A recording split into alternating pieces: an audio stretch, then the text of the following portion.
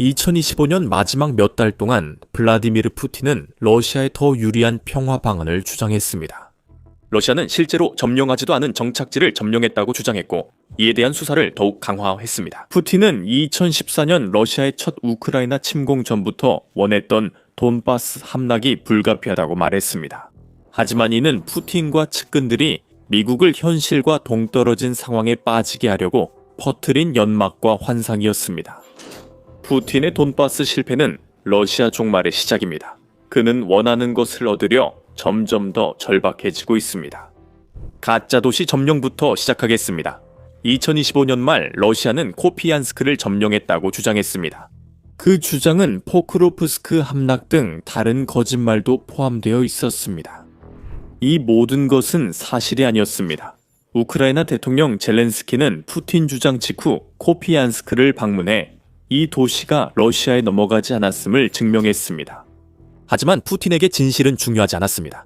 그는 러시아가 원하는 것을 평화협상에서 얻어내기 위해 실제로 그런 평화협상이 이루어진다고 가정할 때 러시아가 의지할 수 있는 절박한 이야기를 만들어내는 것이 목적이었습니다. 1월 13일 타임스 라디오 또 트럼프 리포트 인터뷰에서 전 미국 우크라이나 대사 윌리엄 B. 테일러는 포크로브스크와 코피안스크의 실제 상황을 설명했습니다. 테일러는 그들이 2년간 포크로브스크 점령을 시도했으나 실제로 성공하지 못했다고 말했습니다. 그들은 코피안스크를 점령했다고 했지만 사실이 아니었습니다. 블라디미르 푸틴이 이 두 도시와 도네츠크 지역 포크로브스크에 대해 주장한 내용은 최근 몇 달간 모두 거짓이었습니다. 그리고 블라디미르 푸틴은 도네츠크 지역의 상황이 자신이 원하는 것보다 훨씬 더 절망적이라는 것을 알기 때문에 거짓말을 하고 있습니다. 미국 특히 트럼프 행정부는 푸틴이 도네츠크가 곧 함락 위기에 있지 않음을 인식해야 합니다. 테일러의 지적처럼 그 지역은 앞으로도 오랫동안 러시아 군대에 맞서 버틸 수 있습니다.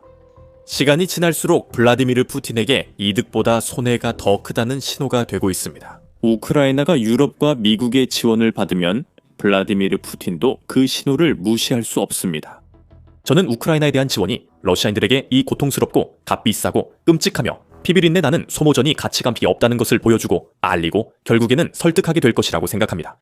테일러는 이렇게 말한 뒤 덧붙입니다. 그들은 돌파구를 만들지 못할 것이고 돌파를 이루기 위해 장갑차나 어떤 종류의 병력도 집결시키지 못할 것입니다. 왜냐하면 우크라이나군이 전선 반대편에서 그들이 하는 모든 것을 볼 수 있기 때문입니다. 도네츠크 등에서 러시아의 우크라이나 전쟁 대가는 계속 커지고 있습니다. 애틀랜틱 카운슬의 데이비드 키리첸코는 1월 15일 기사에서 이 점을 지적했는데 러시아의 달팽이처럼 느린 징역 속도가 우크라이나에게 방어 시설을 강화할 충분한 시간을 제공했다고 밝혔습니다. 강화된 방어 시설로 러시아는 우크라이나 방어선을 돌파하려면 더 많은 시간, 자원, 병력이 필요해졌습니다. 키리첸코는 우크라이나가 2022년에 원했던 요새 벨트를 이제 갖췄으며 러시아가 부크로프스크 등 도시를 점령해도 많은 장벽이 징역을 막고 있다고 했습니다. 우크라이나 곳곳에 철조망, 대전차 참호, 콘크리트 장애물이 설치돼 있습니다. 우크라이나는 방어선을 박격포 사정거리 내에 두어 러시아가 전진할 때마다 대가를 치르게 할 수 있습니다. 우크라이나는 이제 소모전과 교란을 목표로 하며 푸틴을 기다리는 전략을 선택했습니다. 하지만 그 부분은 영상 후반부에 다시 다루겠습니다. 러시아라는 나라 입장에서는 돈바스가 치르는 대가만큼의 가치가 없다는 것을 깨달을 수도 있겠지만 푸틴은 다른 경우입니다. 러시아 지도자는 국민, 군인, 참모들의 의지가 자신에게 의미 없음을 여러 번 보여줬습니다. 그는 돈바스를 원합니다. 그는 자신의 유산을 위대한 러시아 정복자 중 한 명으로 굳히고 싶기 때문에 돈바스가 필요합니다. 이런 편협한 시각 때문에 블라디미르 푸틴은 점점 더 절박해져 이런 행동을 합니다. 러시아가 우크라이나에서 원하는 것을 가져가게 허락하라고 설득하려는 와중 러시아는 2025년 말 우크라이나가 블라디미르 푸틴의 개인 거주지 중 한 곳을 공격했다고 주장했습니다. 러시아는 우크라이나를 악랄한 국가로 보이게 하려는 절박한 시도로 그런 주장을 했습니다. 전쟁에서 이기기 위해 한 나라의 지도자를 암살하려는 시도까지 포함한 테러리스트적 전술을 쓴다는 것입니다. 우크라이나 안팎 많은 이들이 공격이 실제로 일어나길 바랐다는 점은 논외로 하겠습니다. 또한 푸틴이 러시아가 불만을 표한 공격을 유발한 전쟁을 시작했습니다. 우리가 이른바라고 한 이유는 러시아의 거짓말이 드러났기 때문입니다. 1월 1일 CNN은 CIA가 우크라이나의 푸틴 거주지 공격을 평가한 결과 러시아가 사실을 숨겼다고 보도했습니다. 대부분 그 공격이 러시아의 자작극임을 이미 알았을 것입니다. 젤렌스키는 공격을 부인했고 CIA는 우크라이나 드론이 그 부동산을 목표로 하지 않았다고 평가했습니다. 테일러는 푸틴이 이 공격이 자신의 거주지 대상이 아님을 알았을 것이라 했습니다. 그는 미국과 다른 나라들의 기술적 능력으로 이것이 밝혀질 것이라는 사실을 알고 있었어야 했습니다. 그는 이것이 자작극으로 보일 것이라는 것도 알고 있었어야 했습니다. 그런데도 그는 계속 그렇게 주장했습니다. 왜일까요? 절박함과 함께 적어도 트럼프가 그 이야기를 믿게 하려는 시도가 섞여 있었고, 트럼프는 적어도 잠시 동안은 그 이야기에 넘어간 듯 보였습니다. CNN은 그가 나는 마음에 들지 않는다, 좋지 않다고 말했다고 보도했습니다. 그는 러시아 주장에 매우 화가 났고 이후 CIA 조사로 진실이 밝혀졌습니다. 하지만 푸틴은 적어도 잠시 동안은 자신이 하려고 했던 일을 해내는 데 성공했습니다. 공포의 현장에서 시선을 돌리게 한 것은 돈바스가 러시아에 넘어가는 것이 불가피하다는 주장입니다. 주장이 먹히지 않자 러시아는 판돈을 올렸고 2026년 1월 초 오레슈니크 극초음속 미사일을 우크라이나에 발사했다는 소식이 전해졌습니다. 러시아는 우크라이나와 폴란드 접경 도시 리비우 주거 지역에 미사일을 발사했습니다. 알자지라는 러시아가 우크라이나의 유럽 동맹국을 위협하려 공격했다고 보도했고, 이는 사실일 가능성이 높았습니다. 보도에 따르면 시속 13,000km로 극초음속 미사일이 유럽 나토 국경 근처에서 발사된 것은 유럽의 우려를 불러일으켰을 것입니다. 오레슈니크, 우크라이나에서 두 번째 사용이자 실제 탄두 장착은 처음이었습니다. 프랑스 몽테뉴 연구소 러시아 전문가 시릴 브레슨푸틴이 직접 메시지를 보내려 했다고 믿습니다. 푸틴은 미사일 없이도 같은 효과를 낼 수 있지만 이를 통해 서방에 메시지를 보냅니다. 브렛은 유럽인들이 방위 능력을 개발 중인 상황에서 이번 공격은 그들의 취약성을 상기시키는 방법이라고 주장했습니다. 하지만 이번 공격을 해석하는 또 다른 방법이 있습니다. 이는 푸틴이 만든 위협 뒤에 숨겨져 있습니다. 집이 공격당했다는 거짓 주장처럼요. 푸틴이 우크라이나에서 오레슈니크를 이용한 것은 돈바스에서 벌어지는 일에 대한 그의 거짓말에서 서방의 시선을 돌리려는 또 다른 시도였습니다. 테일러는 르비우 공격에 대해 이야기하면서 그가 전장에서 이기지 못하고 있다는 것을 필사적으로 인식하고 있다고 생각합니다. 그는 돈바스에서도 이기지 못하고 있으니 뭔가 다른 일을 해야만 하는 상황입니다. 라고 말합니다. 그리고 이런 종류의 공격과 행동을 하는 것은 그의 딜레마를 보여줍니다. 그 딜레마는 러시아가 푸틴이 필요로 하는 만큼 지상에서 압도적인 존재가 전혀 아니라는 점입니다. 그래서 그가 돈바스에 대해 주장하는 어떤 말도 뒷받침할 수 없는 상황입니다. 테일러도 그렇게 생각하는 유일한 사람이 아니라고 सब스택의 퓨추라 덕트리나 칼럼에 썼습니다. 로이 연구소 군사연구소님 믹 라이언은 러시아의 리뷰 행동이 푸틴의 두려움과 걱정의 신호라고 말합니다. 푸틴은 자신이 불가피하다고 주장하는 승리에 전혀 자신감이 없으며 인피니티 스톤도 건틀릿도 팔도 없는 타노스와 같습니다. 그와 러시아는 실수할 수 있음을 보여줍니다. 이는 러시아의 일부 실패일 뿐이며 라이언은 하루 1000명에 이르는 큰 사상자 비율을 지적합니다. 러시아가 현대전에 기마 보병을 투입한 것은 러시아군이 여전히 효과적으로 싸우기 어렵다는 신호입니다. 하지만 라이언은 그들이 매우 절박한 모습을 보이고 있다고 말합니다. 그는 이러한 절박함이 결국 푸틴이 우크라이나 전쟁에서 러시아의 진짜 운명에 대해 불편한 결정을 내리게 만들 것이라고 믿고 있습니다. 그가 만든 불가피성 신화는 이제 무너집니다. 참고로 우크라이나는 오레슈니크 공격에 러시아가 그냥 넘기지 않게 했습니다. 우크라이나는 보복 공격을 감행했으며 평소처럼 민간인이 아닌 군사 목표에 집중했습니다. 이는 푸틴에게 극초음속 미사일조차 우크라이나의 의지를 꺾지 못할 것임을 보여주기 위함입니다. 잔인하고 뛰어난 보복 내용은 영상에서 확인하세요. 결국 지금 러시아가 보이고 있는 반복적인 수사와 공격의 격화는 모두 돈바스 전투가 푸틴의 주장처럼 진행되지 않고 있기 때문에 러시아 지도자가 우려하고 있기 때문입니다. 그는 러시아가 이긴다고 모두가 믿길 원합니다. 이는 평화협정에 돈바스 양도를 포함시키고 싶기 때문입니다. 푸틴은 평화협상이 시작된 이후로 이 점에 대해 한결같은 태도를 보여왔으며 이 지역의 운명에 대해서도 자신감을 보이고 있습니다.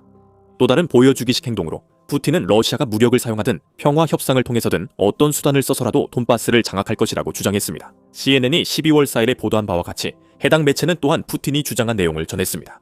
우리는 특별 군사작전이 시작될 때 설정한 목표를 달성하고 이 지역들을 해방시킬 때 작전을 끝낼 것입니다. 이것이 허세 뒤에 숨겨진 전부입니다. 푸틴은 돈바스를 군사행동으로 차지하는 것이 최선이 아니며 러시아가 수십만 명의 병사를 더 잃지 않으려 한다는 점을 알고 있습니다. 여러 매체들은 많은 장비와 함께 돈바스 정복에 걸리는 시간을 추정했습니다. 2025년 8월 키예프 인디펜던트는 젤렌스키가 러시아가 돈바스 전체를 점령하려면 앞으로 4년 더 전투를 해야 할 것이라고 주장했다는 내용을 보도했습니다. 그게 무슨 의미인지 잠시 살펴봅시다. 마침 푸틴이 이른바 특별 군사작전을 시작한 지 4주년 이 한 달 정도밖에 남지 않았습니다. 우크라이나의 손실 추정치에 따르면 이는 민핀의 트래커를 통해 공개되었습니다.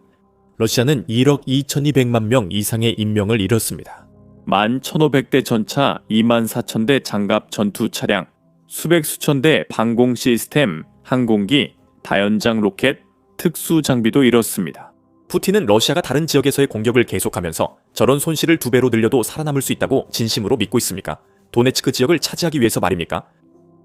젤렌스키 말대로라면 그만큼 희생이 필요합니다. 우크라이나가 2022년 2월 이후처럼 계속 강하게 방어한다면 러시아에게 낙관적인 전망조차도 전혀 밝지 않습니다.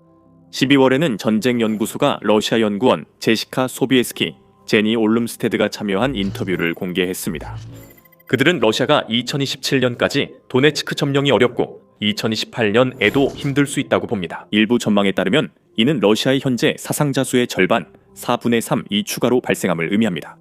그럼에도 불구하고 블라디미르 푸틴은 도네츠크 지역이 곧 함락될 것이라고 미국과 서방 국가들이 믿게 만들기 위해 이런 주장을 계속하고 있습니다. 그런 주장은 그에게 협상에서 유리하지만 러시아는 도네츠크 지역 공세 외에는 평화 협상에서 그런 입지를 얻지 못했습니다. 또한 러시아 경제의 상황도 잊어서는 안 됩니다. 이 점이 블라디미르 푸틴의 최근 행동에 또 다른 절박함을 더하고 있습니다. 테일러는 전쟁 손실로 러시아 경제가 어렵다고 지적합니다. 서방 제재와 우크라이나 공격으로 러시아는 석유가스 이익을 대체하려 지출을 강요받고 있습니다. 그로 인해 러시아 재무부로 들어오는 수익 흐름이 줄어드는 효과가 있었습니다. 그 돈이 전쟁 기계로 들어가고 그 전쟁 기계가 전쟁을 계속하게 만든다고 테일러는 말합니다. 최근 보고서들은 이 세 가지 요인이 러시아 석유가스 수익에 영향을 준다고 시사합니다. 1월 15일 블룸버그는 러시아 두 산업의 수익이 5년 만에 최저라고 보도했습니다. 러시아는 여전히 1080억 달러를 벌었고 푸틴이 이에 세금을 부과할 것입니다. 그러나 수익은 더 높을 수도 있었습니다. 또한 러시아가 연 10억 달러의 에너지 수익을 잃을 때마다 크렘린은 그만큼 전쟁이나 도네츠크 공격에 쓸 자금을 잃게 됩니다. 이 모든 것이 푸틴에게 점점 부담이 되고 있고 그 결과는 러시아에게 점점 더 나빠지고 있습니다. 논리적으로 생각하면 푸틴이 이런 상황을 영원히 계속할 수는 없을 것입니다. 이 감염흑은 결국 끝날 것이며 러시아는 돈, 병력, 장비, 정치적 영향력 중 무엇이 먼저 고갈될지 질문만 남습니다. 또는 모두이거나 조합일 수 있습니다. 푸틴이 돈바스를 차지하려다 러시아를 파괴하기 전에 멈춰야 한다는 신호는 이미 있습니다. 그가 멈출까요? 테일러는 믿지 않습니다. 아니요.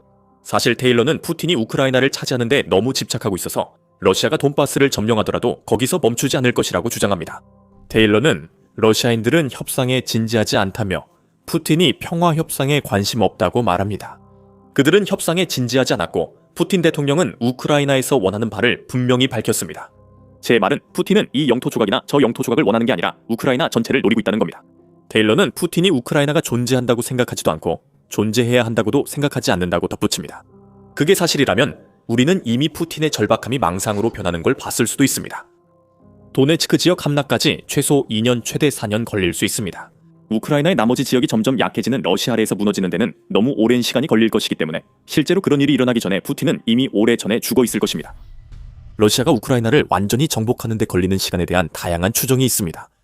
5월 전 포브스 기자 데이비드 엑스는 폴란드 러시 앤 컨설팅 분석을 보도하며 당시 속도로 러시아가 우크라이나를 점령하려면 2256년까지 걸린다고 했습니다. 1억 100만 명이 사망한 뒤 이미 사망한 푸틴은 원하는 것을 얻게 됩니다. 2025년 10월 프라우다는 우크라이나 점령에 103년이 걸릴 것이라 보도했습니다. 그래도 여전히 많은 시간이죠. 하지만 이 말은 73세의 푸틴, 이 세계 최고령자 기록을 54년이나 더 넘어서 불가능해 보이는 176세까지 살아야 한다는 뜻입니다. 그의 꿈이 현실이 되는 걸 보려면 저희가 농담을 하고 있는 겁니다. 이 추정치들이 맞다고 해도 50년 이상 줄여도 러시아에겐 여전히 큰 문제입니다. 핵심은 푸틴이 원하는 걸 생전에 못 이룬다는 점입니다. 푸틴이 러시아에 유리하고 우크라이나에 불리한 평화협정의 길을 찾지 않는 한 말이죠. 많은 사람이 그런 일이 일어나지 않길 바라며 유럽 동맹국들의 우크라이나 지원을 보면 더욱 그렇습니다. 하지만 변수 하나가 있습니다. 우리는 이미 그를 언급했으며 이 영상이 제작되기 얼마 전에 그가 어떤 행동을 했습니다. 이는 푸틴의 절박한 전략이 효과를 봤다는 것을 불가능해 보이지만 보여줄 수도 있습니다. 그 사람은 물론 도널드 트럼프입니다. 도널드 트럼프는 1월 15일 푸틴이 젤렌스키보다 협상 준비가 더 됐다고 주장해 언론의 주목을 받았습니다. 트럼프는 나는 그가 협상할 준비가 되어 있다고 생각한다. 나는 우크라이나가 협상할 준비가 덜 되어 있다고 생각한다. 라고 말했습니다. 그리고 협상 타결의 가장 큰 장애물이 무엇이냐는 질문에 트럼프는 오직 젤렌스키라고만 답했습니다. 때때로 트럼프의 의견은 러시아와 우크라이나 지도자들 사이에서 이리저리 휘둘리는 것처럼 보입니다. 그는 너무 자주 입장을 바꿔서 따라잡기가 불가능할 정도입니다. 트럼프가 젤렌스키를 평화의 장애물로, 푸틴을 평화를 이룰 인물로 본다면 우크라이나가 도네츠크를 내주고 푸틴 요구를 들어줘야 한다고 생각한다는 의미입니다. 트럼프가 실제로 푸틴의 감형에게 속아 넘어간 걸까요? 결국 도네츠크 문제가 여전히 남아있다는 사실에 트럼프가 단순히 좌절감을 표현하고 있는 것일 수도 있어서 판단하기가 매우 어렵습니다. 하지만 미국 대통령이 푸틴이 시작한 전쟁의 책임을 다시 젤렌스키에게 돌리는 것처럼 들리며 이는 우크라이나를 걱정하게 만들 것입니다. 트럼프의 최근 발언은 분명히 이틀 전에 테일러가 했던 말과 일치하지 않습니다. 당시 테일러는 트럼프 대통령이 계속해서 휴전을 추진할 것이라고 믿는다고 주장했으며 전쟁을 끝내기 위해 계속 노력할 것이라고 했습니다. 트럼프가 목표 달성을 위해 푸틴을 압박할 것이라 생각합니다. 하지만 현재는 젤렌스키가 압박받고 있습니다. 트럼프가 바뀌기 전까지는요, 푸틴은 이런 변화가 늦어지길 원할 겁니다. 왜냐하면 다른 모든 것을 고려했을 때 러시아가 막대한 피해 없이 도네츠크 지역을 얻을 수 있는 유일한 방법은 우크라이나가 그 지역을 넘겨주는 것뿐이기 때문입니다. 그래서 푸틴이 그렇게 절박한 것입니다. 그는 방법이 없으니 계속 싸울 것이고 푸틴이 원하는 걸 얻을 때까지 러시아 군인들은 계속 죽을 것입니다. 푸틴은 원하는 걸 얻지 못할 수 있습니다. 푸틴의 돈바스 야망 달성 가능성이 낮아진다는 추가 증거는 최근 러시아 사상자 규모 폭로에서 나옵니다. 러시아가 침공 후 처음으로 보충 속도보다 병사 손실이 더 빨라졌습니다. 러시아의 소모전 전술이 이제 러시아에 불리하게 작용하며 우크라이나가 러시아를 약화시키는 과정은 영상에서 확인할 수 있습니다. 이 영상을 재미있게 보셨다면 푸틴 아래에서 러시아가 서서히 몰락하는 과정과 돈바스 지역의 상황 등 더 많은 소식을 받아보시려면 The Military Show를 구독해주세요. 시청해주셔서 감사합니다.